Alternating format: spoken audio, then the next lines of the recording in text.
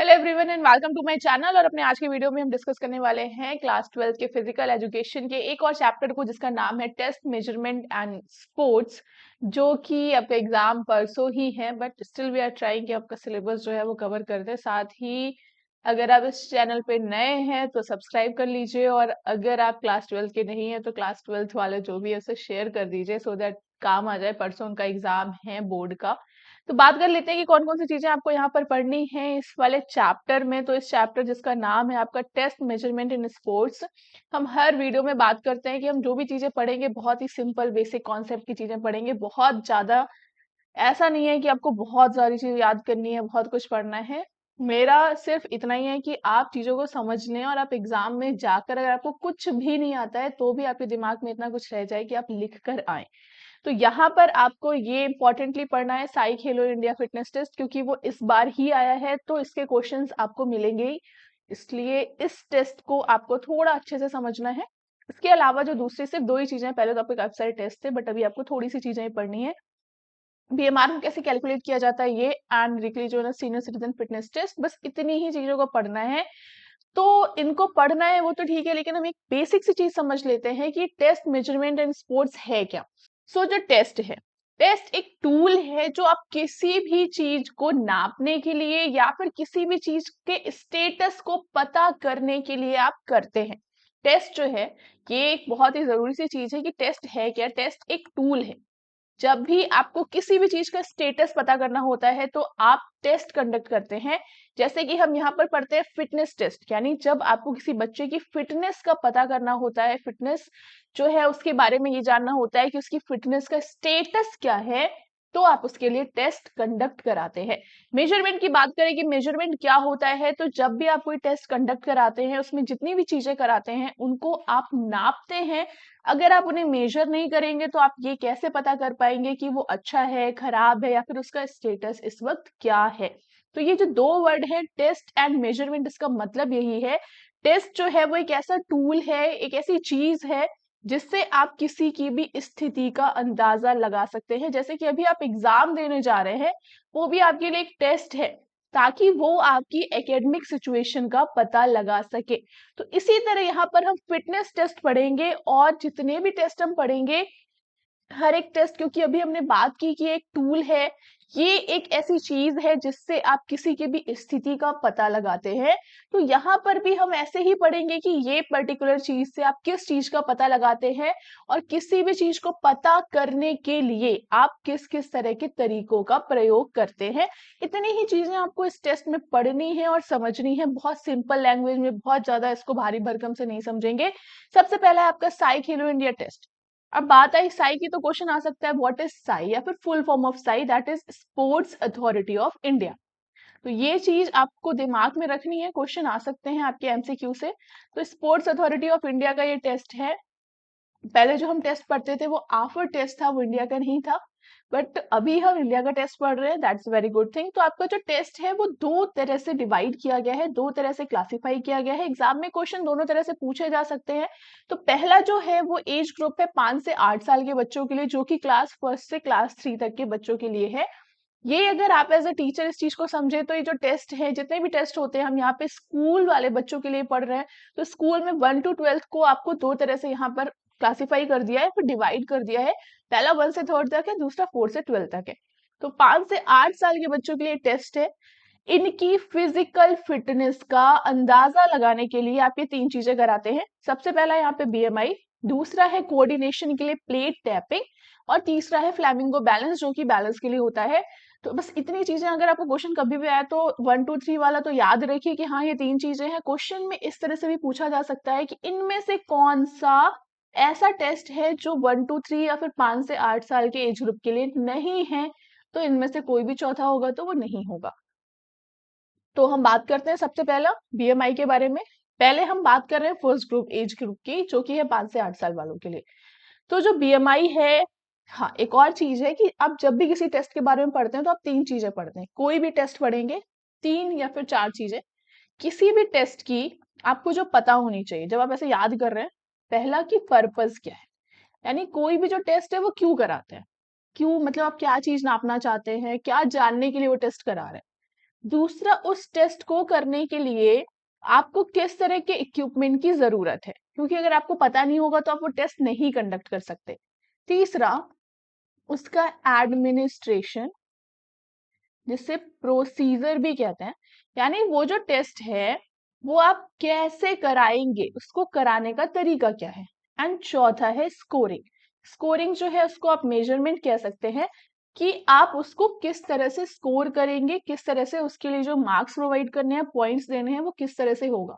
तो कोई भी टेस्ट आप पढ़ेंगे उस हर एक टेस्ट में आपको ये चार चीजें पता होनी चाहिए, एक्स वाई जेड। कभी कहीं से भी कोई भी टेस्ट मिलेगा तो आपको ये चार चीजें समझनी है। अगर आपने किसी भी टेस्ट की चार चीजें समझ ली, उस टेस्ट में पांचवी और कोई चीज आपको समझने के लिए नहीं बचती है।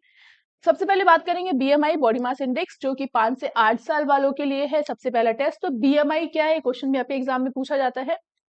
बीएमआई का फुल फॉर्म है बॉडी मास इंडेक्स, और इसे कैलकुलेट करने के लिए हमें किसी भी व्यक्ति की, किसी भी इंडिविजुअल की दो चीजें चाहिए, एक उसका वेट और एक उसकी हाइट। तो क्वेश्चन आपका इस तरह से आ सकता है 2 नंबर में। बीएमआई क्या है, तो बीएमआई जो है वो बॉडी मास इंडेक्स है, और बीएमआई से हम किसी की फिटनेस का अंदाजा लगा सकते हैं।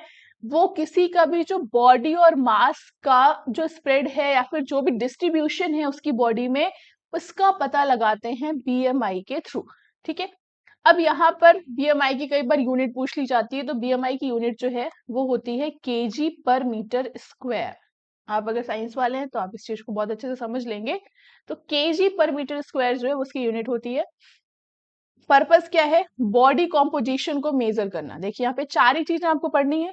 सेकेंड, इक्विपमेंट क्या चाहिए, एक फ्लैट क्लीन सरफेस चाहिए, वेइंग मशीन चाहिए, स्टीडियोमीटर चाहिए। अब ये भी चीज आपको पता होनी चाहिए कि ये जो इक्विपमेंट है स्टीडियोमीटर, इसका यूज क्या है। तो किसी की भी हाइट नापने के लिए, जैसे आप यहाँ पर देख सकते हैं, किसी की हाइट को नापने के लिए जिस इंस्ट्रूमेंट का आप यूज करते हैं वो स्टीडियोमीटर होती है, और ये है आपका वेइंग स्केल। इन दोनों से ही आप किसी का बीएमआई कैलकुलेट कर सकते हैं। उसके बाद आपको क्या करना है, उस इंसान का हाइट और वेट दोनों ही आपको निकालना है।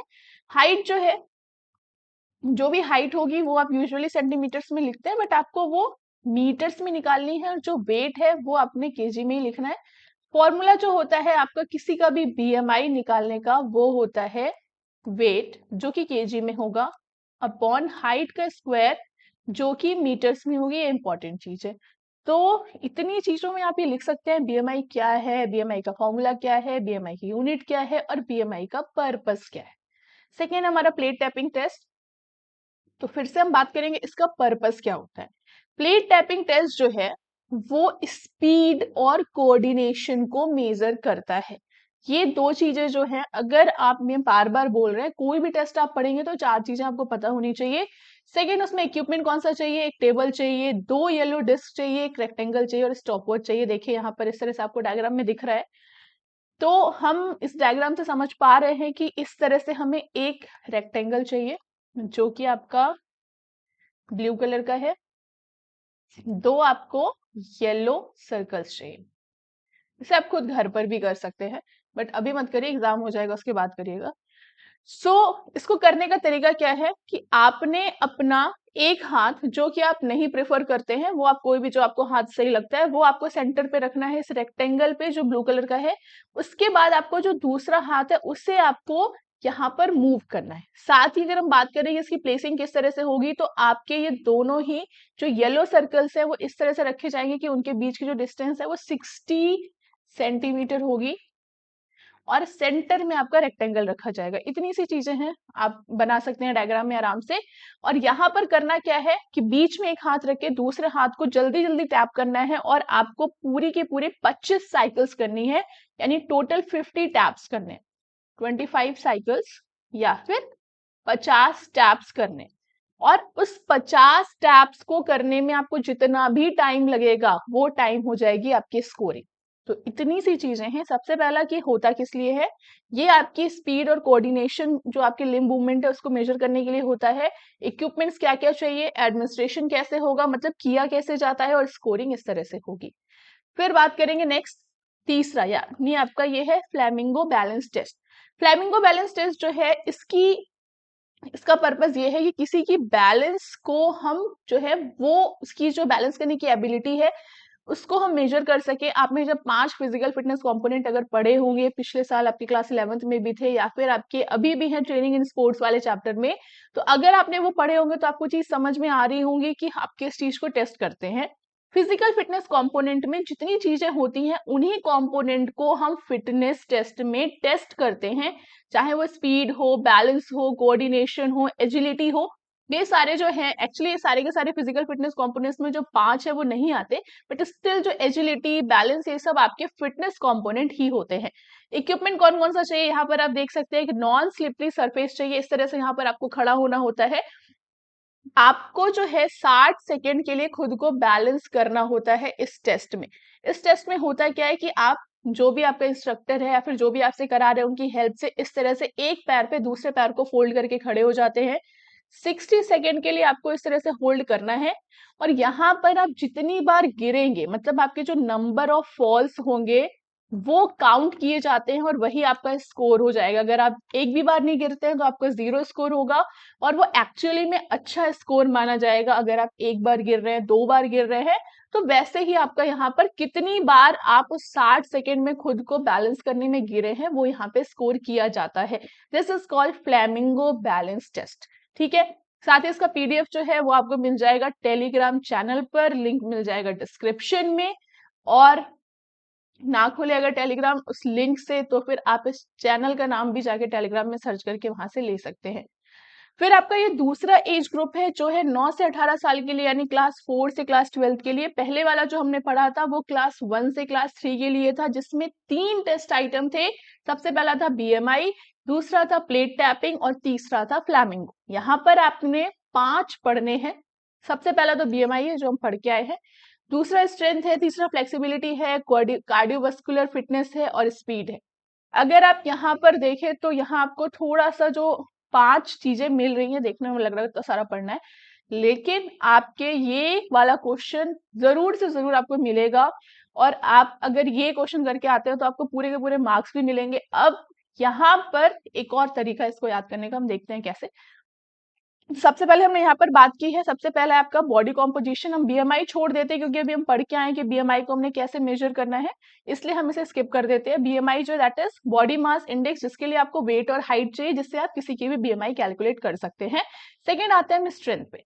तो स्ट्रेंथ में आपका होता है यहाँ पर 2 तरह से, एक तो एब्डोमेन स्ट्रेंथ की बात होती है और एक मस्कुलर इंड्योरेंस की बात होती है। तो यहाँ पर स्ट्रेंथ का मतलब क्या होता है पहले हम ये समझ लेते हैं। स्ट्रेंथ का मतलब है कि किसी भी रेजिस्टेंस के अगेंस्ट काम करने की क्षमता। आप कोई भी वर्क करते हैं, कोई भी चीज करते हैं, किसी प्रतिरोध के विरुद्ध अगर कार्य करते हैं तो उसे हम कहते हैं स्ट्रेंथ। जैसे अगर आप कोई वेट उठा रहे हैं, किसी भारी चीज को धक्का दे रहे हैं, तो ये सब आपकी स्ट्रेंथ होती है। तो आपकी स्ट्रेंथ को मेजर करने के लिए 2 तरह से यहाँ पे टेस्ट होंगे। एक आपकी एब्डोमिनल, यानी आपके जो पेट है, पेट वैसे नहीं बोलना चाहिए बट आपकी जनरल लैंग्वेज में उसे पेट ही कह देते हैं, तो आपके एब्डोमेन की स्ट्रेंथ पहले हम वो नापते हैं। दूसरी आपकी मस्कुलर एंड्योरेंस को नापने के लिए हम लड़कों और लड़कियों दोनों के लिए अलग अलग टेस्ट कराते हैं। तो ये चीज आपको थोड़ी सी याद रखनी है, आपके लिए थोड़ा कंफ्यूजिंग हो सकता है, लेकिन स्ट्रेंथ को हमने 2 तरह से पढ़ना है। एक होती है एब्डोमेन स्ट्रेंथ और एक मस्कुलर एंड्योरेंस लिखा है, या फिर आप इसे शोल्डर स्ट्रेंथ भी कह सकते हैं, क्योंकि यहाँ पर लड़कों को पुशअप्स कराएंगे, लड़कियों को भी पुशअप्स कराएंगे, लेकिन वो पुशअप्स थोड़े से डिफरेंट होंगे। सो यहाँ पार्शियल कर्लअप है, इसको पार्शियल कर्लअप भी कह सकते हैं, आप सिटअप से भी समझ सकते हैं, ये दे आर सेम, कुछ अलग नहीं है। तो यहाँ पर 30 सेकेंड के लिए उन्हें सिटअप्स करने हैं या फिर पार्शियल कर्लअप करने हैं, जिससे हम उनकी एब्डोमेन स्ट्रेंथ और एंड्योरेंस को मेजर करेंगे। पर्पस यही है इसको कराने का कि हम उनकी एब्डोमेन मसल की जो स्ट्रेंथ है उसको मेजर करें। इक्विपमेंट क्या चाहिए, इक्विपमेंट चाहिए आपको, यहाँ पर हम देखेंगे इक्विपमेंट क्या चाहिए। स्टॉप वॉच चाहिए जो कि सबसे ज्यादा इंपॉर्टेंट है, क्योंकि आपको 30 सेकेंड के लिए कराना है। करना क्या है कि जो भी आपका सब्जेक्ट होगा वो इस तरह से लेट जाएगा और यहाँ पर आपने 6 इंच पे, ये जो डिस्टेंस है वो है 6 इंच। यहाँ जो आपने मैट ली है, आप एक मैट लेंगे, कोई भी फ्लैट सरफेस लेंगे और वहां पर जो 6 इंच की आपने 2 लाइंस बनाई है, तो उसे करना क्या है कि 30 सेकेंड में जैसे आप बोलेंगे गो, तो वो अपने जो बॉडी है उसको रेज करेगा और अपने हाथ को यहाँ तक लेके जाएगा और फिर वापस लेके आएगा। अगर आपने ये चीजें समझ नहीं आ रही हैं तो आप ऐसे भी करके इसका हाथ बना देंगे, ये आपका सिटअप्स हो जाएगा।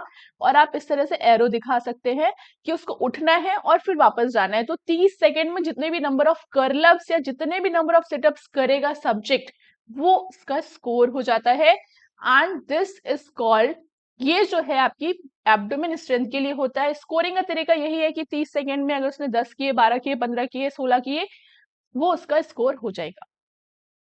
उसके बाद है यहाँ पर कि आपने दूसरी जो हमने, ये भी स्ट्रेंथ में ही आता है, जिसमें लड़कों के लिए हम पुशअप्स कराते हैं, लड़कियों के लिए मॉडिफाइड पुशअप्स कराते हैं, और ये आपकी अपर बॉडी स्ट्रेंथ के लिए होता है। ये जरूरी चीज है।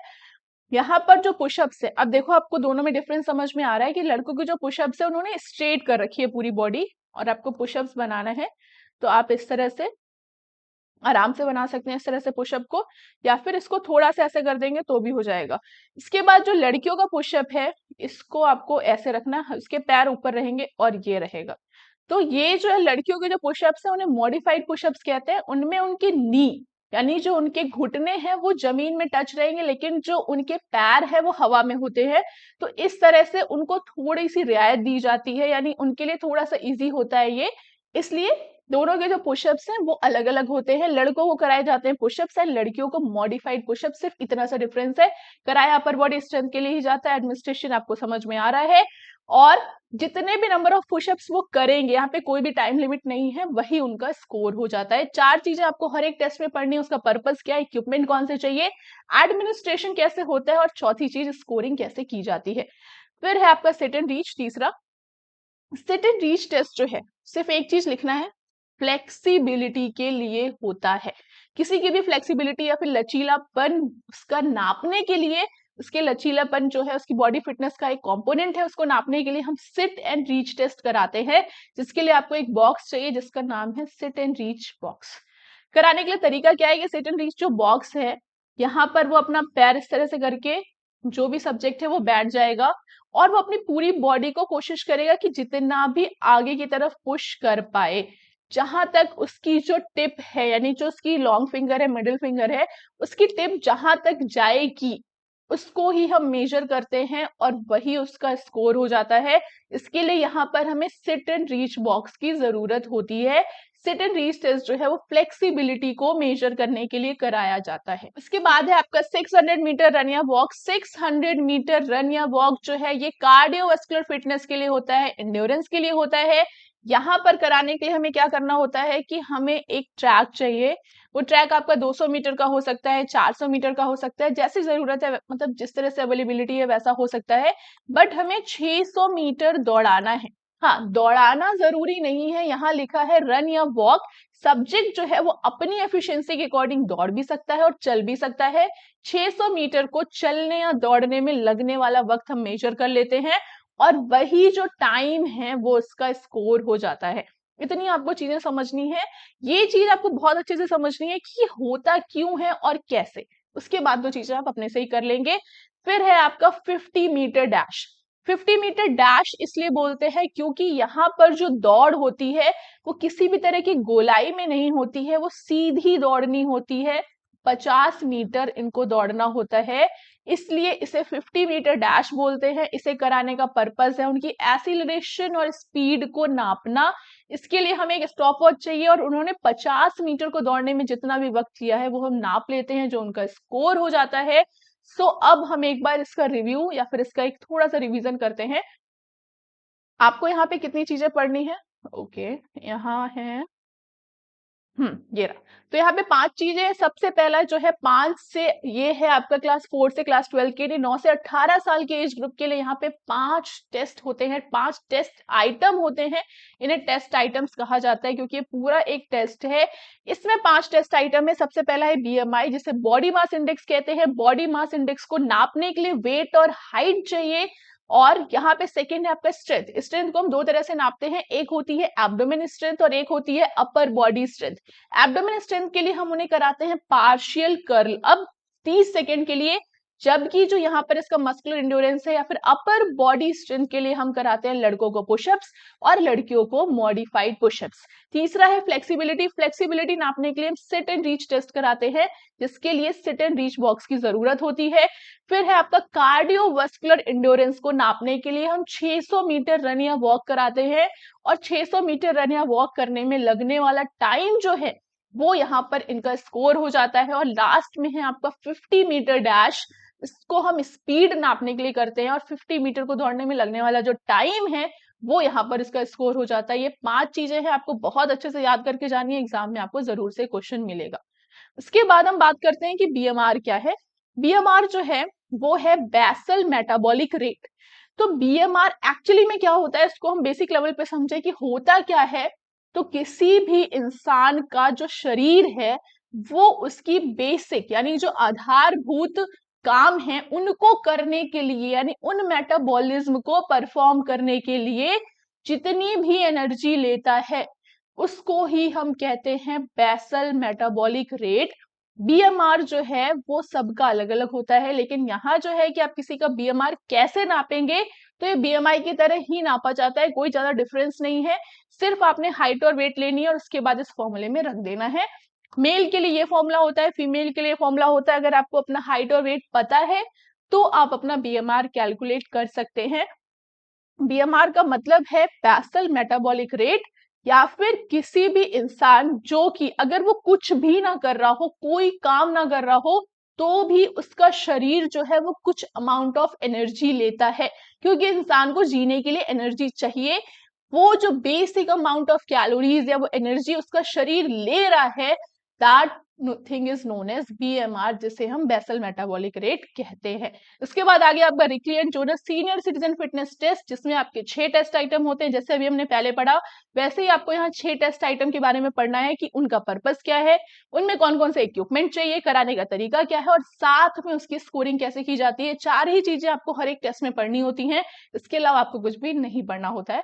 तो यहाँ ये जो सीनियर सिटीजन फिटनेस टेस्ट है ये इंपॉर्टेंट है कि 60 से 94 साल, अब 94 साल ऐसा फिक्स नहीं है, बट 60 साल से ऊपर के लोगों के लिए कराया जाता है जो कि ओल्ड एज ग्रुप में आते हैं। उसके बाद इस टेस्ट का जो हमारा मेन पर्पस है पूरे के पूरे टेस्ट का, एक इंडिविजुअल टेस्ट की बात नहीं कर रहे हैं, पूरा जो Rikli and Jones physical fitness test है इसका पर्पस ये है कि उनकी फंक्शनल एबिलिटी को पता करना।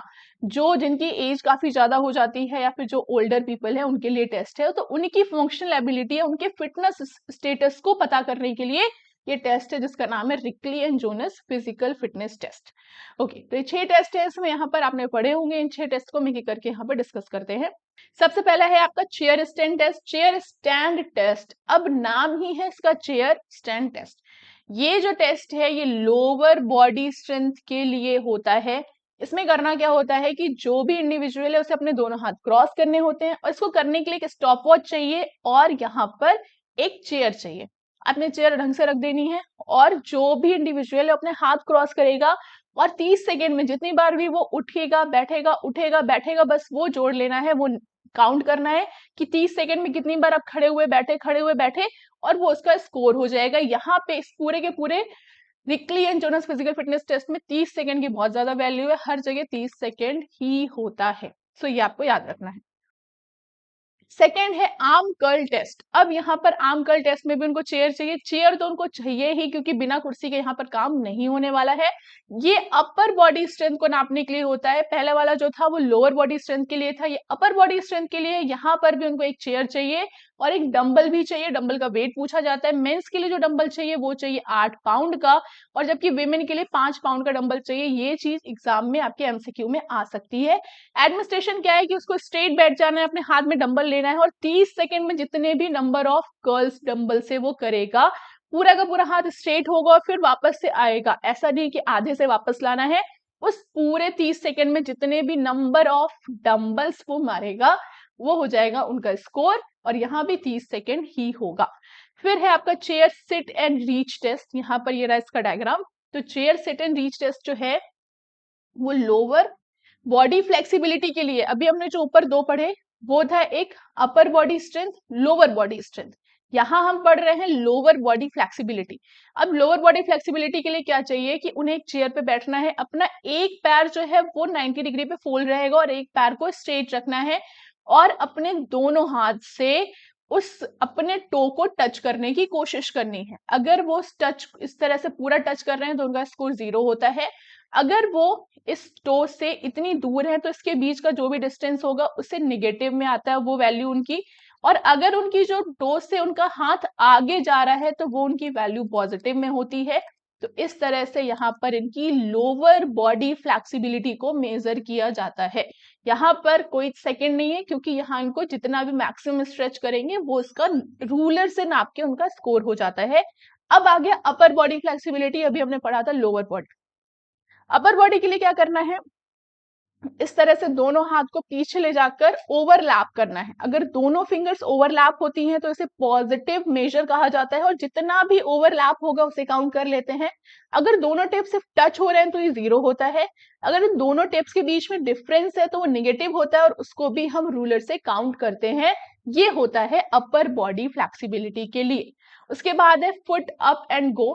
तो यहाँ पर क्या होता है, इस तरह से आप देख लीजिए, एक चेयर होती है और यहाँ 8 फुट पे एक हम कोन रखते हैं। तो इनको यहाँ पर करना क्या होता है, चेयर से उठ के एक राउंड मार के यहाँ पे वापस बैठना है। और इसको करने में जितना भी वक्त लगता है, जितना भी वक्त लगेगा वो हम मेजर कर लेते हैं और ये इनकी फिजिकल मोबिलिटी को मेजर करने के लिए होता है। यहाँ पर हमें एक चेयर और एक कोन की जरूरत होती है।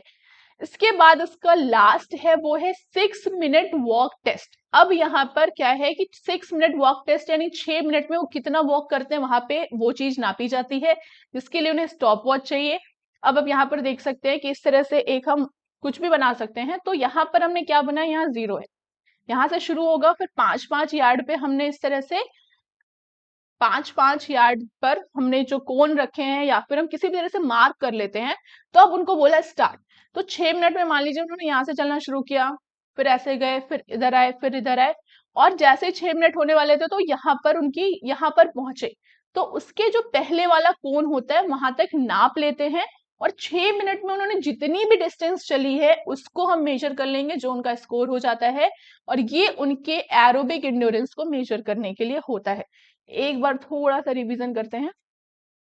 हाँ, तो आपके 6 टेस्ट होते हैं। सबसे पहला है चेयर स्टैंड, जो कि होता है लोअर बॉडी स्ट्रेंथ के लिए। आर्म कर्ल होता है अपर बॉडी स्ट्रेंथ के लिए। Chair sit and reach test lower body और back stretch upper body. 8 foot up and go agility के लिए and 6 minute walk aerobic endurance के लिए 6 टेस्ट होते हैं। तो यहाँ पर आपने फिजिकल फिटनेस में या फिर जो आपके टेस्ट एंड मेजरमेंट के जितने भी टेस्ट है सारे पढ़ लिए हैं। इस पूरे के पूरे जो भी हमने यहाँ पे डिस्कस किया है इसका पीडीएफ मिल जाएगा टेलीग्राम चैनल पर, और अगला वीडियो जो है वो भी जल्दी ही कोशिश करेंगे डालने की। Till that keep watching and stay tuned.